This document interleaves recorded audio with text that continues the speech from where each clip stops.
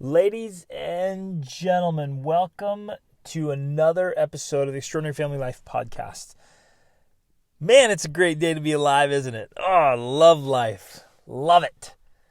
You know what? We get to choose. We get to choose if we're going to be excited or not. In fact, we get to choose whatever emotion. You've heard me say this before, and I want to challenge you and remind you to do that. Choose your emotion. If you're going to be alive, might as well be excited to be alive. Be all in. Just go after it, man. Just have fun. Make life exciting. Sometimes life just loses its excitement because we neglect or forget to make it exciting. So let's make it exciting. Let's make it fun. Make today matter. Make today count. Do something fun and exciting in your relationships and for yourself. And just bring back the excitement and spark to life. So I received a message from a friend this morning. And I've been thinking about, I love how this happens. And so I've got a couple of podcasts lined up here that it's so fascinating. Don't you love when this happens, when you're thinking about an idea and it starts to come from multiple directions? And then all of a sudden it just starts to click and you get this clarity. And it just, feels so good. And it all kind of just comes together. And it came together this morning for me. And it was a message from a friend. And he was sharing a list of words, D words. So I'm going to call them the dreadful D's. And they're words that start with a D that just derail us. There's another D word. They really derail us. They throw us off from life. And as he shared this list, he had received it from a mentor many years ago. And he just kind of passed it along to me. And as I looked at the list, I was like, yes, like spot on. This is the kind of stuff, these D words I'm going to tell you about right here. These are the kind of things I see every single day as I'm doing mentoring and coaching and meeting with wonderful people all over. And you guys, I love you guys. And I love people. People are good everywhere. And you guys just filled with awesomeness and doing great things. And the people I work with are some of the best people on earth. I love it. And yet all of us, the best of us, are derailed sometimes by these words and these problems. And so I wanted to share them today. And then this burst of inspiration hit me this morning of replacements, of ways to overcome these words. And guess what? All those words start with a D as well. So we're going to use the letter D a lot here in today's episode. But I think it's going to be really insightful and powerful for you. And I want you, as we go through, just look how you're being affected one way or the other. And if you're playing the victim to one side, the dreadful D's, or if you can choose into the other D's. So, without further ado, let's dive in. The list he sent me included doubt. And it's fascinating how much we doubt ourselves. And almost everyone I work with has some form of self-doubt plaguing them. In fact, I had another new coaching session just this morning. And the primary pain point was self-doubt. And definitely not alone, right? This is a very common thing, and you're probably experiencing it as well. And especially as we want to level up, as we want to pursue new goals, and remember the dumb goals, the demanding, unrealistic, meaningful, bold goals, it's scary. We start to doubt ourselves when we're trying to move into a new position, even move to a new area. We're trying to introduce ourselves to new people. We're trying to level up our own lives. Many of us get plagued with doubt. And doubt is the biggest traitor. It cheats us out of so much potential and robs us of so much greatness. How many times I've met with people and observed people around the world, and then in reading throughout history, people who had so much potential and actually had the greatness, had the talent, had the skill, had the ability. And the irony of it all is that they often didn't think so. And their self-doubt it kept them back. Think about that, my friends. Is self-doubt holding you back? Is it robbing you of things you might achieve because you're hesitating with doubt? Oh, let that sink in. Let that sink in. Our doubts are traitors, like Shakespeare said. And we've got to overcome our doubts. Because, again, and we'll get into this. We're going to get into this with the replacement D's, right? So I'll go through the dreadful D's first, then we'll come back to it. So doubt's the first one. The next one's discouragement. How often do we get discouraged? How do you respond to discouragement? How do you respond when things don't go very well? That's another thing that comes up quite frequently in coaching is this idea, it's what I call recovery. It's like, man, how do I respond when something negative happens, when things don't work out how I want, and when I fail, when I make a mistake, or when other people are mean, or just things happen that kind of throw you off? Like, how do you get back up? And that's where the recovery methods, like I call them, are so critical. And I've trained myself for years to do this. I can recover so fast. Boy, get back up, get back in the game, dust off and go. And I've seen unbelievable races, Olympic racers and other great racers, like literally fall or catch a foot on a hurdle and just go down and get back up. I mean, they bounce off the track and they get back up and even win the race. I remember seeing years ago a runner in the Olympics fell down, got tripped up, went down, scraped up the leg bad, popped back up, gave it everything, and ended up winning the race, coming back from behind. But too many of us, we just get discouraged. We get discouraged pretty quickly and pretty easily. And at the first sign of inconvenience, at the first sign of difficulty, right? When things don't go as smoothly as we would hope, right? You start something, and we all have, I do this all the time. I'm like, oh, let's just do this. It's going to be so easy. And then, of course, it's not. Obviously, it's not, right? Anything that's worthwhile takes some serious work and effort. But sometimes we have this erroneous idea that if we just want to do something, it's going to be so easy to do. And my kids are doing it. They're going through this phase right now where they'll come up with a business idea. And I'm like, that's a great idea. Let's go. I'm like, it's going to take a lot of work. And they're like, yeah, I got this. And then they'll make some flyers, pass it out, and nobody calls. And they're like, oh, I did all that work. Why doesn't it even call? And I'm like, because it takes more effort. It takes a lot of effort to get somebody to say yes and to make a sale and to get your business launched and to influence others. Like it just takes tons of effort. And we often think it's going to be a lot easier than it is. And so many of us get discouraged at that first sign of effort or the first obstacle, the first stumbling block, the first no, right? We go out, we try something, somebody's like, no. We get so discouraged. And we give up. We fall short. And often right when we're so close to success, we get discouraged. And discouragement just literally takes the wind out of our sails and pulls the plug on the energy that we could bring to it. Discouragement, even that word, discouragement, it's just such a low energy word. It just drains it out of you. The next D is distraction. And you guys have heard me say we live in the age of distraction. We're just constantly bombarded with distraction. And it's having a way greater effect, far greater effect than most people realize. And even this morning in coaching sessions, and almost always in my coaching sessions, one of the first things we look at is like, how is your life being robbed right now? How is your time and your life being hijacked by distraction?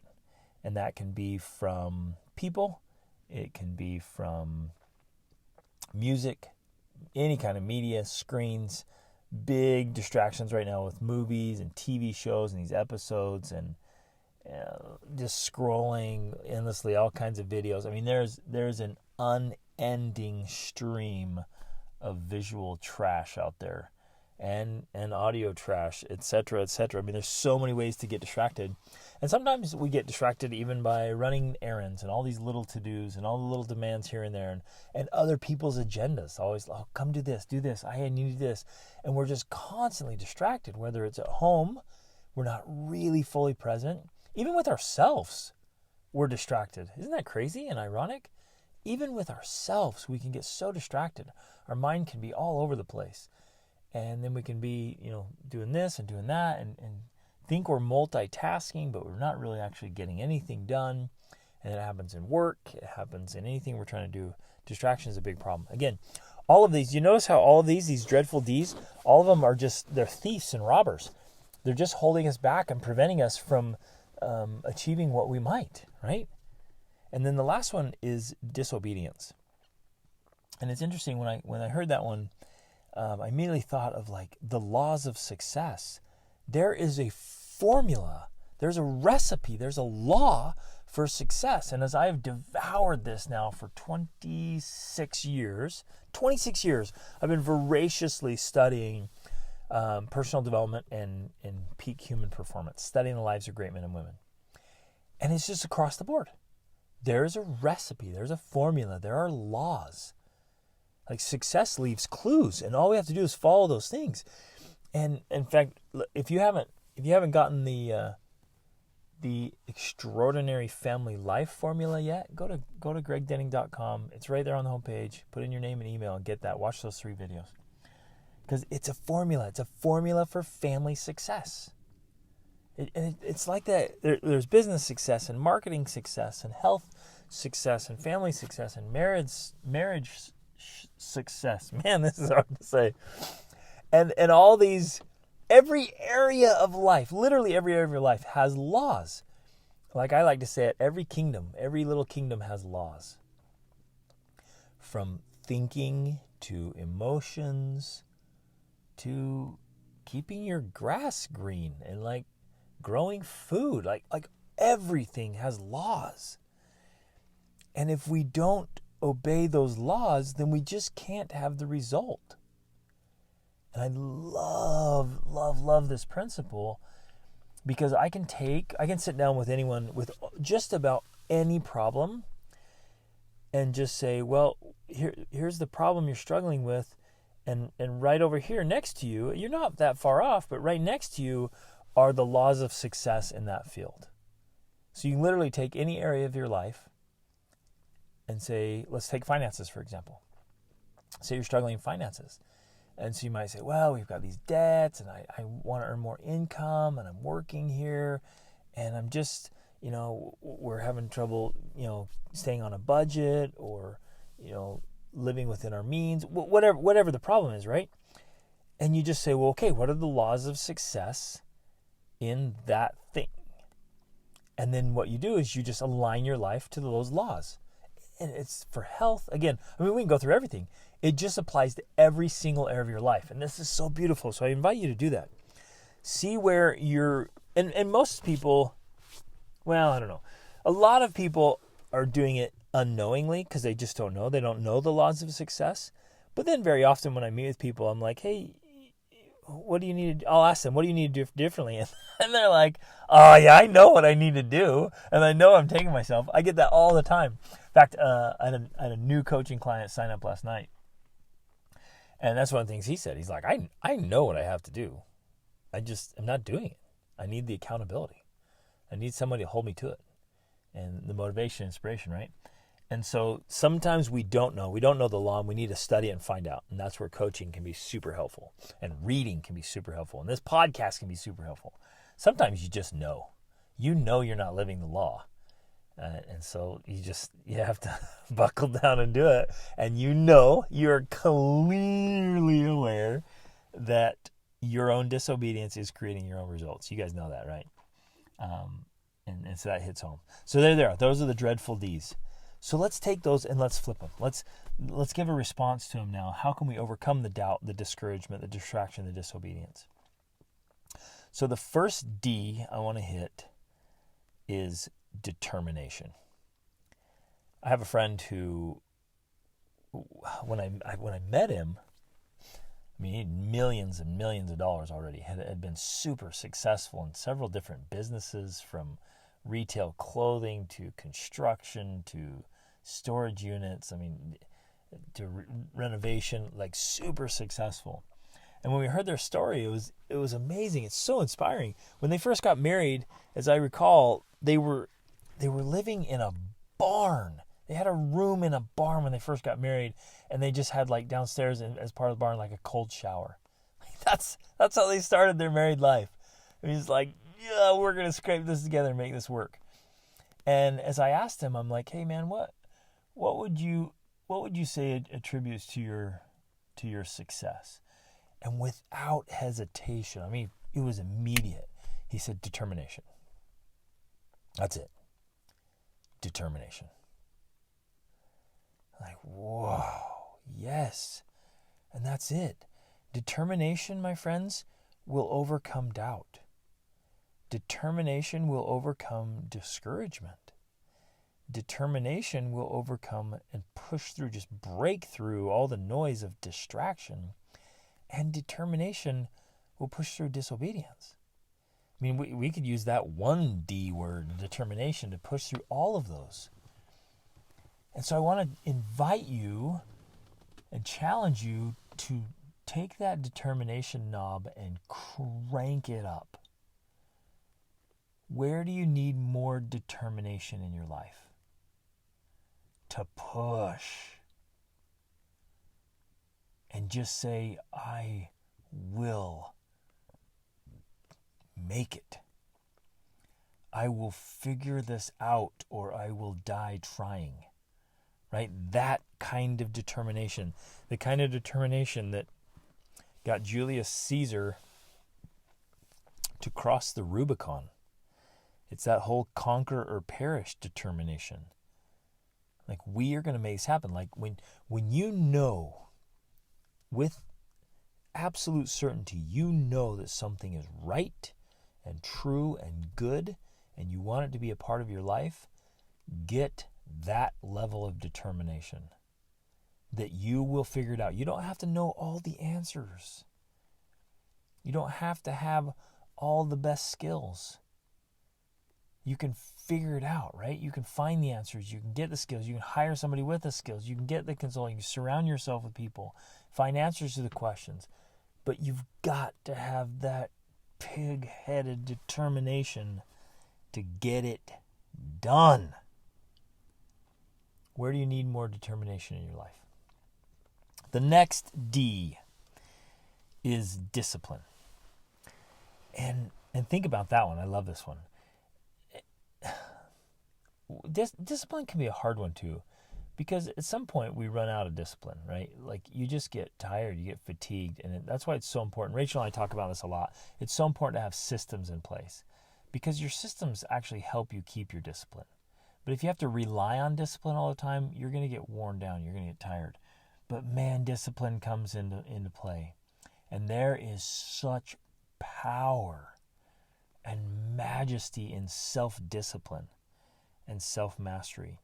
And discipline essentially is doing the things you say you're going to do. That's that commitment and that discipline. It's making and keeping commitments, right? We've got to have that kind of discipline, and that comes, it's a muscle, my friends. So if you feel like right now you're like, I don't have very much discipline, it's one of those things where you realize, I'm going to build this muscle. I'm going to build my discipline muscle. And so start with small things and just make a commitment to yourself. Do something today. Say, today I'm going to turn off my phone 2 hours before I go to bed. And I'm going to set my phone down and be done with it, right? Keep that commitment to yourself. That starts to build that kind of discipline. And you can start building that discipline muscle until it becomes super crazy strong, where like you have just unbelievable amounts of discipline, right? But you can work into it. So it will always be working on your discipline muscles. Think about that. Discipline will push through, again, the disobedience and the distraction, and even the discouragement and the doubt. So exercise that discipline. The next D I came up with this morning is dedication. You know, I'm going to combine two of them. I have dedication and devotion. They're kind of different, but they kind of go together. Let's roll both of those. Dedication and devotion. I want to tell you a story. Years ago, I had the privilege to help lead a humanitarian trip to Peru. And I had spent a couple years down in Peru and love that country, love those people. And man, there's a lot of poverty in Peru.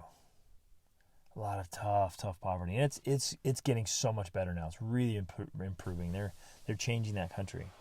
There's a lot of poverty, and I helped lead a group down there, and we went to. Well, the trip went all the way from Cusco, all the way up to the north, past Piura, up into Sullana, like way up north, almost to the border of Ecuador. And we took this group of youth, and it was a group of affluent youth from the United States. And they got down there, and they wanted to work, and they wanted to help. And it was one of the most beautiful things to watch them be so dedicated to this cause. And one night we were up in Chiclayo, and we're in this village, and they didn't have any clean water. And some engineers had come in and be like, "Man, there's water right under your feet," which was so crazy. Think about it. These people have been going out without clean water for so long, and he said, "There's clean water just 12 to 15 feet below you. You just got to get a well." And they didn't know that. They didn't know about wells. They didn't know about engineering. They didn't have the resources. They didn't have the knowledge. So one of the projects we were working on was getting a well put in. And so we were digging it down and doing a big well for the village. And we had engineers who were going to come in and do all that. But we were digging with the locals, digging this well. And these youth we brought, we were digging, hot, humid sun. We were exhausted. And it was getting towards the end of the day. The sun was starting to set, and we sat, and they all had blisters. Man, they all had blisters, and they were sore and just spent and tired and hungry. And I asked them, I said, "You guys, I'm not gonna make you push here. Should we call it a day, and let's head back to the hotel and get dinner, and we'll have them finished up?" And they were just in unison. "No, we will keep digging until we hit water. We're going to do this thing." And it was so humbling and so inspiring. With blistered hands and sore muscles, we kept digging into the night. And we got down to the water, and then we ended up having this epic mud fight. It was so awesome. But we got down there, we got the water, we hit water. And they were able to go in and later on put the well in. And it was so beautiful to see that kind of dedication. What are you dedicated to?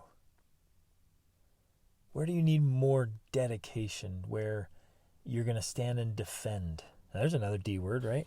What are you going to stand and defend? What are you going to keep working? Blisters and sore muscles. Where are you dedicated enough to keep pushing? Where have you not been dedicated enough that your lack of dedication has actually kept you from getting the results you want? That's one of the things I love to talk about with my coaching clients, is saying, at some point, there's a level of dedication that where you take action, and then there's another level of dedication where you take action until you get the results you want. And that's the kind of dedication I want to encourage all of you to have. There's some area in your life where you haven't been dedicated enough to get the results. And that's the kind of dedication we need, where we keep going until we get the results. That kind of dedication. So the devotion piece of this is when we devote ourselves to something special, and we can devote ourselves to service. We can devote ourselves to love. It's literally, you guys, where we hand over mind, heart, and soul in total devotion. We absolutely must do this in our marriages, to be completely devoted to your spouse and to marriage, to the institution of marriage, and the sanctity, the sacredness, the wonder, the awe, the greatness of marriage. Be wholeheartedly, every bit of it. Like, we're not like a little piece of my heart's over here, my little piece of my heart's over here, and kind of part way in, right? We see that all the time when people are just kind of halfway in. To be all in, to be fully devoted to marriage. And, well, this is interesting, right? Fully devoted to parenting as well, and to family. Can you be fully devoted to two things? I think so. I think there's a way to do that where I can be fully devoted to my wife and I can be fully devoted to being a great father, right? And I have these roles that I'm going to take on and I'm just giving it total devotion. And what that does is it means I cut off other outlets. Like I literally, in my mind, I cut those out. They are gone. Those are no longer options. Like there's no option in my head for not being a great father. Of like, if things don't go so well, whatever. Or for like divorce, right? There's no option in my head for divorce. And Rachel and I talked about that before we got engaged. Like, we go into this thing, divorce is not an option. Like, we're going to work on this and prevent it. And we're going to work it out. Right? So that was for us. That was our commitment for us. Does that make sense? Like, I'm removing the option. So for me, I've removed the option of living a mediocre life. Unacceptable. Absolutely unacceptable. It's not there. So I'm fully devoted to living an extraordinary life, which means I cut off those little exit paths, those little distractions. I literally shave those off, cut those off, remove those from my life. That's not an option because it's unacceptable. I'm fully devoted to living an extraordinary life. And devotion will push me through discouragement and distraction and disobedience and doubt. And then the last D, man, we could probably come up with more Ds. You've probably, while you've been listening, had some more Ds come into your mind. But diligence. Let's just be totally diligent. Like 100% committed. And diligent in even the details. There's another D. Diligent in the details. It's in the small things that'll make a big difference. It's being diligent in following through and finishing something to the end. It's diligence. And I'm listening to so many great books right now, reading great books, you guys. And you should keep reading. Just read voraciously. And all these will come up. You'll see all of these D's come up in these great stories of triumph and success and struggle. Right now I'm about halfway through a book called Shoe Dog about the founding of Nike. And what a story. What a story of determination and discipline and dedication and devotion and diligence. Oh man, what a story. And facing the doubt and the discouragement and the distraction and the disobedience. It's all there. All of this is in that book. It's just fantastic and those great stories. So let's be diligent. My friends, I love this. Thanks for staying with me. Thanks for being here. Thanks for being awesome people. Let's do this. Instead of letting our lives be plagued by the dreadful D's, and instead of being a slave to them, right? Because when we let them have hold on our lives, like they become our masters, and we become slaves or prisoners to them. But let's take back charge. Let's choose. Because you have that power. No matter where your life is at right now, no matter what's been happening, you can turn it around. Today can be that change. Today. Oh, I wish I had something to pound on. Today. Today can be that day. It's a new you and a new life. And you switch. You can cross this line. You just jump across this gulf that's in between the dreadful D's and I don't know what the other D's are going to be called, but they're the better D's. Right? They're the great ones, and you can choose to step away from, to just crush the dreadful D's with the other ones. Choose it today. Do it. Write it down. Make a commitment. Set those alarms. Maybe write them down each morning. Put them around your house. Whatever. Determination, discipline, dedication, devotion, diligence. Choose to turn it on and go after it. And be all in and live the life you want. I want it so much for you. But I can't do it for you. I can only do it for me. You have to do it for you. And I hope you want it enough to do these things and you go after it. Those are the things that'll bring us the results we want, my friends. So let's get after it. Take the D's, those power words, put them in our lives and make great things happen because awesome is always an option, my friends. Reach upward.